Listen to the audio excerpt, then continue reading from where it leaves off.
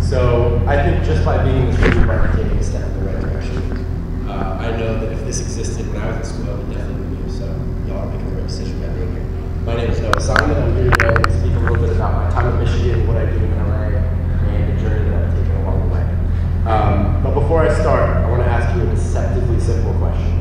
What do you love? And I'm not talking about late night pizza house or that Alpha Phi that you met at the party last Saturday. I'm talking about what moves you, what inspires you, what makes you feel alive. Because this is kind of like the big question I was staring me in the face when I was in college, kind of figuring out which way I was going to go. And so it's just something to keep in mind. Because these days, our generation, we're lucky enough that we're able to actually pursue our passions and not just get a job and pay the bills. So, as you can see, my family truly bleeds Basin Blue. Those are all my relatives that graduated from Michigan, including my brother who's a junior here right now. He's sitting over there. So we'll see if we can add him to the list. Those are my grandparents who actually met on a blind date in Ann Arbor. That's me playing the piano before I can walk. And that's me in the tiniest Michigan sweatshirt available with my dad, who also graduated from Michigan. So back to answer my own question, music has been the most powerful art form in my life. My dad's a pianist, I played the piano, drums, I started turntables for a little bit. And so I knew if I wanted to grow up and be a professional, I wanted the speakers to be blaring, I wanted there to be music around me. So I think a lot about the decision that you face is about taking risks and knowing that it's okay to take a risk at this time in your life. So that's exactly what I did. I moved originally from DC, like I said. I moved to LA. The easy decision for me could have been to move to New York and be around my family and friends and stay in my comfort zone, but for me, it was about kind of immersing myself fully in the scene. So I moved to LA almost 4 years ago to the day, like a week. And so I'll talk a little bit about the first few jobs that I had. I started out at Red Light Management, which is a big music management company. I was an unpaid intern. I was stocking the CD closet. I was getting coffee. I was doing all the BS that people don't want to do but have to. And that experience taught me that it's really important just to kind of immerse yourself in the room with people that know what's going on. And just be a sponge and soak it up because it's important just to surround yourself with it. My next job was at ICM, International Creative Management, which is another entertainment agency. This was my first kind of desk experience. I was an assistant in the motion picture lit department. My boss represented producers and directors. And it was, it's where I got that foundation, how to roll calls, and how to set meetings, and all that little nitty-gritty stuff that goes into entry-level jobs. Then I transitioned into the music world. I worked with this guy, Evan Bogart, who was a songwriter and a producer. He worked on TV shows. He wrote the song Halo for Beyonce, SOS for Rihanna. So that was a really cool experience, kind of getting hands-on with artists and seeing that the creative aspect of the business. So I think one of the most important things, if you're interested in pursuing career in entertainment, is moving to a hub where it's happening. Because if everybody can go online, see the job postings, apply, but unless you're actually there, you're not going to get your location. And that's the truth. So, as you can see, there's all different parts of the industry. So I created this happy little chart to kind of show you the sphere of influence around artists. This is from my experience only, so don't take this literally. This isn't like a textbook. But so from my experience, this is kind of how the sphere of influence looks around artists. So at the core, you have the talent. Then you have the manager who has kind of the most creative control over the artist and strategy and where they're actually going.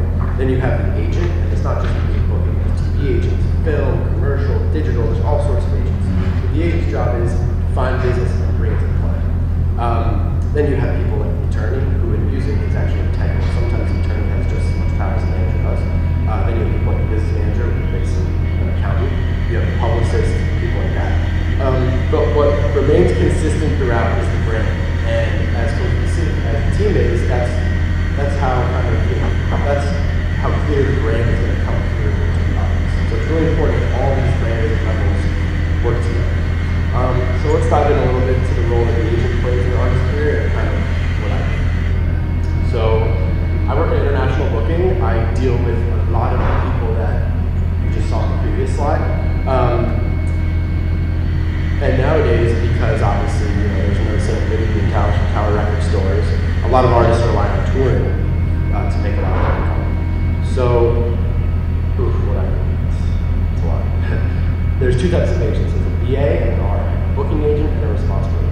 agents have the relationships with promoters from around the world. They route the tours, negotiate the offers, and RA is more kind of the creative side, responsible agent. They have the relationship with the artist. That's kind of where the A&R aspect comes through. My boss is got Tony Golder. He's both an RA and a BA, so we kind of balance both of those worlds.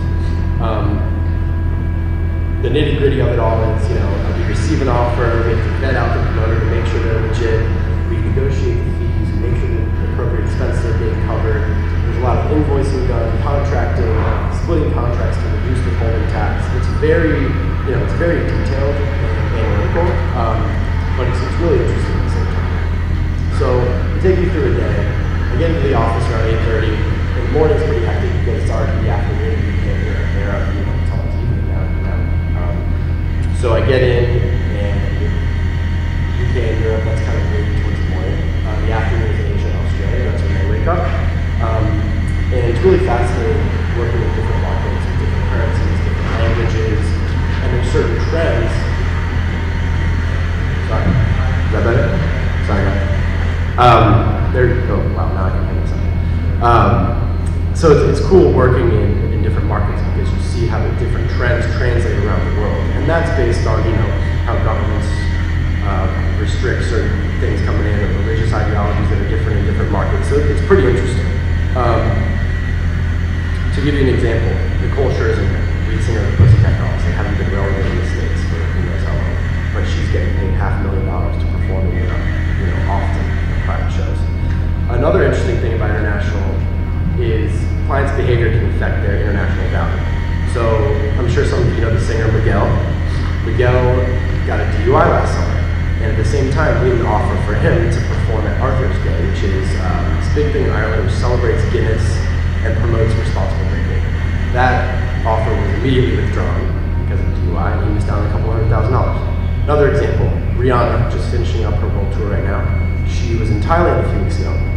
Some of you probably follow her on Instagram and see how ridiculous she is. She tweeted about some underground Thai nightclub and some inappropriate things were going on. The authorities discovered the nightclub, shut it down, and arrested all the employees.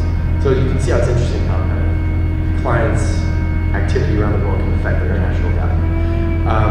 Some of the clients that I'm lucky to work on right now, I'm working on Justin Timberlake's European tour next April, May, and June. I'm working on Drake's European tour in February and March. I work with Frank Ocean, I work with CeeLo, Ellie Goulding is playing a few festival dates in South America. Working on Usher a little bit. And there's another client that I work on that I want to speak about, John Legend. John Legend is an amazing talent. I don't know, everybody's aware of John Legend, but I don't know if people know the story. Incredibly, brilliant guy. He went to Penn. He passed up a really lucrative consulting job to pursue his passion in music. And so I'm going to show you a really quick video. It's basically a sizzle reel that we as a company put together. It kind of demonstrates how, like I showed you in the chart before, how we work across departments to create a cohesive brand.